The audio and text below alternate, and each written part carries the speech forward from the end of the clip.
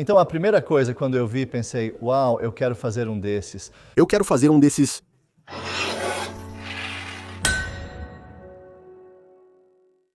Oi, aqui é o Todd da minha oficina. Matt Easton da Escola Gladiatória. E hoje temos um filme colaborativo fantástico para vocês. Porque pedimos ao Pete Rivers para irmos até lá, olhar a coleção deles e escolher algumas peças. Saiba tudo. É interessante. Eles. Não saber nada também é interessante. Você tem que visitar. A quantidade de coisas incríveis que eles têm é inacreditável. Começamos a conversar e andamos uns 15 metros pelos armários em 1 hora. Esse é o tipo de lugar. Cada um de nós escolheu algumas coisas diferentes, bem diferentes, coisas diversas, e vamos ver o que conseguimos dizer sobre elas. Duidok ti guetiu in I kubiel, mei in didorol. Nós dois vamos participar. Vamos colocar no meu canal as coisas que Matt escolher. Duidok in guetiu si dubiul, mei in didorol. E vamos começar com este arco de chumbinho aqui. Eu sou fascinado por eles. Então, recentemente, tenho feito uma besta de chumbinho. É uma coisa interessante. É para um show, com acrobacias ou apresentações assim, não para caça. Você tem respeito aqui. Aqui, eu vou ser muito cuidadoso, mas você coloca o seu projétil, puxa para trás e solta. Então, a primeira coisa quando vi isso, pensei, uau, eu quero fazer um desses. Eu quero fazer um. Lembro que, quando criança, antes de iniciar no arco e flecha, pegava varas de bambu no centro de jardinagem para fazer pequenos arcos. E é isso, é só um pedaço de bambu.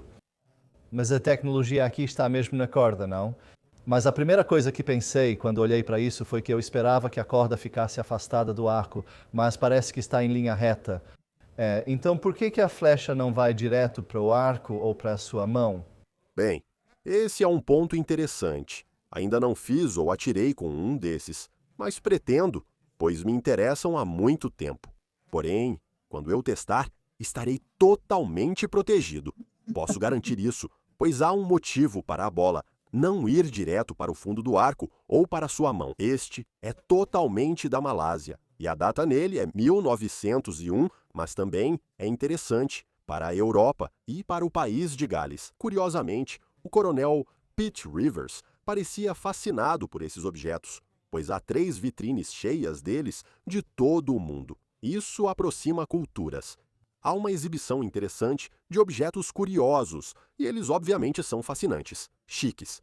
Então isso traz culturas, culturas para todos. Esse é o ponto. Então culturas para todos. Isso faz com que culturas sejam acessíveis a todos. Isso é incluído, trazer culturas. Então isso faz com que culturas estejam disponíveis para todos. Isso está trazendo culturas para dentro. Atirando em, está dentro de todos. Então, é um serviço muito interessante, que funciona na Europa Ocidental, assim como na Ásia. Funciona? Funciona. Bem, eu nunca usei um, e vai ter pessoas lá fora que já usaram. Tem, mas minha teoria é que é um pouco como uma catapulta. Você tem que usar a catapulta assim. E, na verdade, a conversa vai bem direto desde o começo. Mas agora anunciar, porque essa mão também está tensa e essa mão está tensa. No momento em que você solta o disparo, sua mão simplesmente se afasta. Essa é meio que a minha teoria. Que você usar o que já foi usado. Mas eu não sei. Outro pensamento sobre isso, eu sei. Por exemplo, em certos estilos de arco e flecha com puxada pelo polegar, quando soltam, eles permitem que o arco, e é o mesmo no arco e flecha japonês, na verdade, também, eles permitem que o arco gire na mão, então pode haver uma técnica para isso. Tenho também alguns dados históricos por coincidência que posso acrescentar. Como os espectadores do meu canal sabem, eu frequentemente pesquiso coisas sobre o motim indiano. May enhaid ichi defnidio e tu alan sid wedi e defnidio. May enhaid defnidio. O motim começa. Ele está apenas levando sua vida normal de oficial na Índia. E ele realmente gosta de caçar. E ele... Você precisa usar a conversa que foi usada lá fora.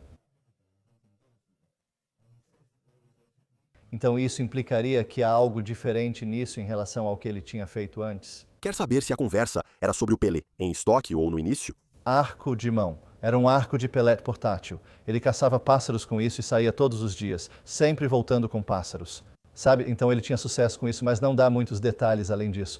Eu achei incrível que um oficial universitário em 1857 saísse para a segurança na Índia e usasse um desses em vez da conversa. Um rifle ou uma espingarda, sabe? E uma conexão muito boa ali com Pete Rivers, claro. Então, para a época dele e para ele... É possível que esses dois tenham se encontrado. Claro, sim. Mas a conversa sobre Pellet me fascinou por anos, anos. Obviamente, Pete Rivers também gostava disso. Então esse é o primeiro deles. Há anos eu fico olhando para eles. Então mate. E não se esqueça, agora isso vai ser daqui para frente no canal do Match. E aproveite pelo que é agora. Sim, essa é uma peça que eu teria adorado ver como era. Depois eu levo o mate para o outro lado. Muito obrigado. Obrigado. Então agora é a minha vez de escolher. Conversa Pellet, Baus. Eu tenho feito uma recentemente. Conversa Pellet, conversa Tem, conversa Stone e coisas chinesas que se repetem. Muito interessante, mas não hoje. Infelizmente, não conseguimos tirá-las do armário por causa do local. Mas aqui em cima temos um arco de Pelé chinês. Então foi mais ou menos aí que tudo começou. E ele é tão serpentino e parecido com um dragão. Se você quiser, é algo bem diferente do ocidental, europeu, eu diria. E aí, chegamos a este aqui, que vai ser o foco do que vamos analisar hoje. É uma besta de pedra do século XVII, por isso há placas de aço reforçando a frente e parte superior do corpo. Mas isso não é surpreendente, porque eu não sei qual é a força dessa besta, mas provavelmente é de 120, 140 libras. O corpo tem só 22 milímetros de profundidade e provavelmente menos, cerca de 18 milímetros de espessura. Não é muita madeira. Aqui temos o gatilho ligado a uma alavanca. Dá para ver um botão no topo do corpo, feito para pressionar com a palma da mão. Há uma pequena trava que o segura no lugar. Swurs, Ridish Chi, Indodrod, Armei, Swurs, Indod e Ford. A Sifan, o mecanismo, Indod e Blaine, Me in e, Pull Imlane, para atirar, mas tudo isso é tão delicado. Então, se olharmos para a madeira, que vai até o final aqui, perto desse botão arredondado na ponta, provavelmente é Gintaf, 14 mm por 14 mm, não há muita folga aí. É bastante apertado, então provavelmente ficaria preso. Temos um suporte de tubo à direita, temos um suporte mais à frente. De novo, provavelmente teríamos a corda aqui. Provavelmente teríamos a corda aqui de novo, provavelmente teríamos a corda aqui. Há um pequeno rebaixo na coronha, então a corda não arrasta sobre ela. É tudo o que um arco de dardos deveria ser, mas efetivamente miniaturizado. Sabe, em 2/3 da escala ou algo assim. É simplesmente adorável, mas eles são realmente úteis para caçar pássaros, caçar coelhos, esse tipo de coisa. Este aqui eu suspeito, por causa do tamanho, é muito mais para recreação. Mas é muito importante, um objeto que era realmente muito popular e continuou sendo muito popular, provavelmente de 1500 até cerca de 1900. Mas então, voltando um pouco, eles tiveram uma vida muito longa. Então, eles começaram na China, pelo que sabemos, por volta de 1200, talvez um pouco antes. Mas eles estavam em 1400. Eles eram uma tendência de moda na época. Não havia pressão naquela época. Aqui, mas depois, nós somos os mais recentes nisso. Nós somos os mais recentes, de meados ao final do século XIX, mas esse padrão, exatamente esse, e eu tenho um em casa de cerca de 1900, eles ainda estão lá, ainda existem, não é? Nós somos isso, eu não. Nós somos os mais recentes nisso. Nós somos os mais recentes. Nós somos os mais recentes nisso. Nós somos os mais recentes. Nós somos os mais recentes nisso. Século XVI. Nós somos os mais recentes nisso. Então você veio? Nós somos os mais recentes. Mateus, não. Na verdade, não. Eles são uma daquelas coisas como aqui. Eu já os vi em armários e já os vi no campo de antiguidades. Já os vi em leilões e coisas assim, mas nunca usei um. Nunca pesquisei muito sobre eles, mas sempre tive curiosidade sobre sua potência. Sempre os percebi mais como algo de caça do que de guerra. Não como algo de guerra. Sim, em relação ao do século XIX, acho que ele poderia ter algumas vantagens sobre as armas de fogo por ser mais silencioso. Sabe, se você quiser caçar pássaros, mas não quiser, sabe, assustar todos os outros pássaros e animais selvagens da região. Ou os guardas florestais. talvez até para caça ilegal também, curiosamente. Eu costumava passar muito tempo na França, onde eles são bem comuns, você os vê em lojas de antiguidades e similares, então eu acho que eles são muito populares lá, mas eu não sei por quê.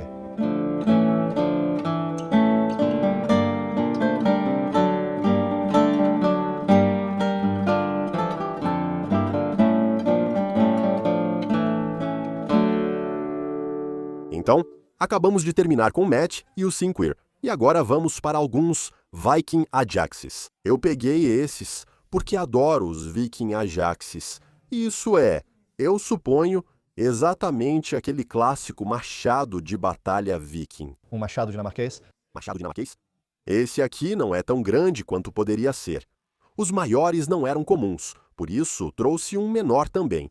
Esse machado foi catalogado na Universidade de Lé, no país de Gales, e está guardado em 25 ou 8.968, bem preciso. Acho que foi quando Thorkel atravessou o rio de barco, provavelmente numa terça à tarde, por volta das 11 com a maré subindo, e deixou cair. Essa é a data mais marcante. À noite em Essex, em 896 d.C. Brincadeiras à parte, pode ter sido cenário de batalhas recorrentes, um acampamento viking ou algo do tipo. Estamos tirando sarro, mas pode haver um motivo real para isso. Acho que eles associam isso a algo que foi feito naquela área naquele ano. Eu simplesmente adoro essa data precisa. Quase certamente é da crônica anglo-saxônica. É o icônico, talvez devêssemos chamar de grande machado, não machado dinamarquês.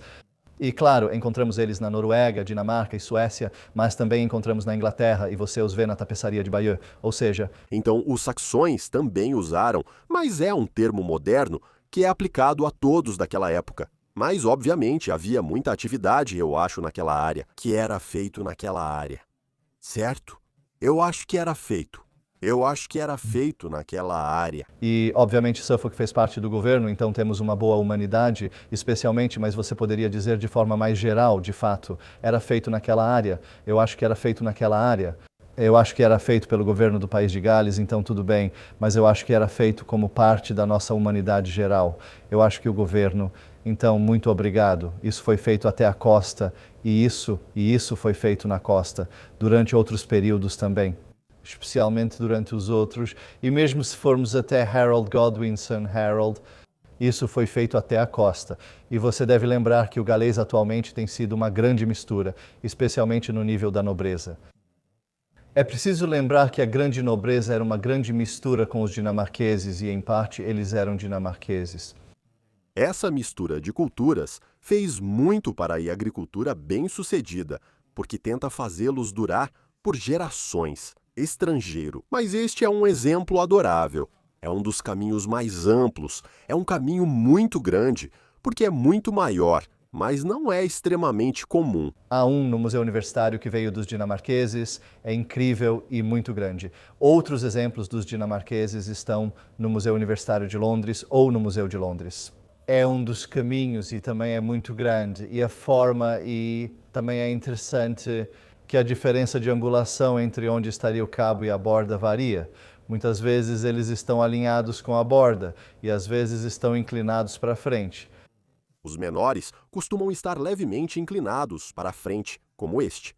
Se considerarmos o ângulo do cabo, nota-se que a borda também se inclina para frente. Destaco este em particular porque é bem menor, mas ainda assim é um machado de combate de duas mãos, como o outro sempre foi. O fato de ser menor não faz dele um machado de uma mão só. Embora pudesse ter sido, poderia ter sido. Poderia ter sido. Mas eles também usavam cabeças menores em cabos longos. Eu sei que as pessoas vão perguntar qual é o comprimento do cabo disso e, na verdade, só temos duas fontes desse evento. Existem maneiras de operar. Existem maneiras de operar. Existem maneiras de operar. Sobrevivendo disso. As maneiras de operar. Eles não têm cunhas ou pinos no topo para prendê-los. Na verdade, eles são deslizados de baixo para cima. Existem maneiras de operar. Existem maneiras de operar. Existem maneiras de operar. Existem maneiras de operar. Existem maneiras de operar. Na verdade, vemos pessoas se apoiando em seus machados. operar. Um bastão, e você vai perceber que existe uma certa altura na qual você não trabalha, você simplesmente não faz isso naturalmente porque não é alto o suficiente. Então eu diria que os anglo-dinamarqueses do século XI, de qualquer forma, são mais ou menos assim. Os caminhos estão na operação. Os caminhos da operação. Bem, Assim como as alabardas do século XV, não há um comprimento ideal para elas, nem para uma pessoa. Elas podem ter qualquer tamanho, desde cerca de 2 metros até mais ou menos 1,20 m. são os modos de operação. É um deles. As estradas estão funcionando. As estradas estão funcionando. Clássico. Está funcionando. É isso. As estradas são enormes. Não descreve o comportamento de decisão. É uma divisão de pessoas. Se for muito grande, você não pode brincar com o chão. O chão que você usa para fazer seu trabalho não é grande. Não faz sentido. Aqui tem cerca de 5 milímetros de espessura. Se chegarmos a este ponto na borda, está abaixo de 2 aqui. Obrigado por assistir ao vídeo. Aqui não é muito, e isso está corroído, mas não. Muito obrigado. E nós tivemos muito no chão e então desce. Procurando? Muito obrigado por assistir a isto. Muito obrigado por assistir ao vídeo. De 160 a 170 na maioria dos. Muito obrigado. Foi. Muito obrigado por assistir ao vídeo. E isso está vindo com um. Muito obrigado. Muito obrigado. O que é bem difícil pelos padrões da época. Muito obrigado por assistir ao vídeo. Sim, é cerca de 45 Rockwell, algo assim. Provavelmente é a mesma dureza da maioria das espadas de reencenação, por exemplo. É basicamente um pedaço de algo bem próximo ao aço mola. Relativamente duro e não tão pesado. Muito obrigado por assistir ao vídeo. Bordas A, muito obrigado pelo vídeo. Na verdade, muito obrigado por assistir ao vídeo. D, muito obrigado por assistir ao vídeo. Entendem sim, alguns não, então alguns. Muito obrigado por assistir ao vídeo. Incha antes de eles fazerem o... Muito obrigado por assistir. Pode ter a ver com a fabricação. Às vezes eles podem estar aplicando uma borda de aço a um corpo de ferro, mas pode ser simplesmente para reforçar. Muito obrigado por assistir ao vídeo. Muito obrigado por assistir. Você está usando o trabalho. Você tem outro trabalho continuando a chegar. Você precisa ter isso ao contrário para fazer isso. Usando o trabalho. Se você usa o trabalho, usa o valor.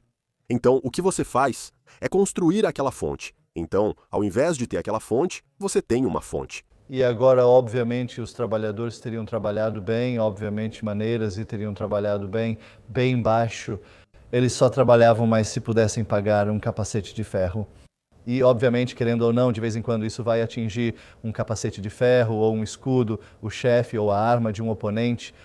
Então, se puder ser um pouco mais reforçado onde precisa, é menos provável que quebre. Bem, eu acho que isso é bom para evitar as coisas grandes. Porque se você encontrar algo, tipo 52 Rockwell em 2 outras, no encontro com o chapéu principal, você vai perder pedaços do seu. Sabemos tudo isso graças ao Museu de Londres e outros exemplos pelo mundo. Eles claramente tinham cobre. Obviamente, tudo estava na junção. E as pessoas que trabalham nisso perceberam que tudo está na junção. Na borda, esse encaixe é bem estreito, então você tem muitos efeitos de desgaste ali. Então, na verdade, é bem comum que esses quebrem. Interessante notar que na tapeçaria de Bayer dá para ver uma das cabeças se soltando nos eixos. Então isso obviamente era um ponto fraco. May Ertubel Gwrd, May Eri Gwrd é grande. Zabolini. Obviamente, às vezes, é conseguir todo o resto, a parte principal ou quase a parte principal, a parte around the principal, ou conseguir usar um pouco, mas você sabe, não podemos. Acho que não devemos subestimar como a tapeçaria de Bayer tornou esses tão famosos. Você sabe, há uma cena famosa com Harold com a flecha no rosto, que é sobre ele que eles conseguiram reunir com um. E há muitas considerações. Não sabemos quem é um Housecar ou quem tem um machado, mas observando antes na tapeçaria de Bayer, é possível vê-los na corte real com esses grandes. Acho que eram nobres guerreiros, armas. Sim, acho que é esse o caso também, mas pode ser só por causa da tapeçaria de Bayer, por exemplo. Você os desenha grandes porque, em parte, isso os torna mais perceptíveis, em parte. É algo que na versão pequena não faz. E isso os torna mais descritivos. Então esse é o fim da minha parte nesses filmes. Mas não se esqueça, acabamos de falar sobre os machados e vamos passar para a última parte no canal do Mateus. Obrigado, Senhor. Muito obrigado. Para você de novo.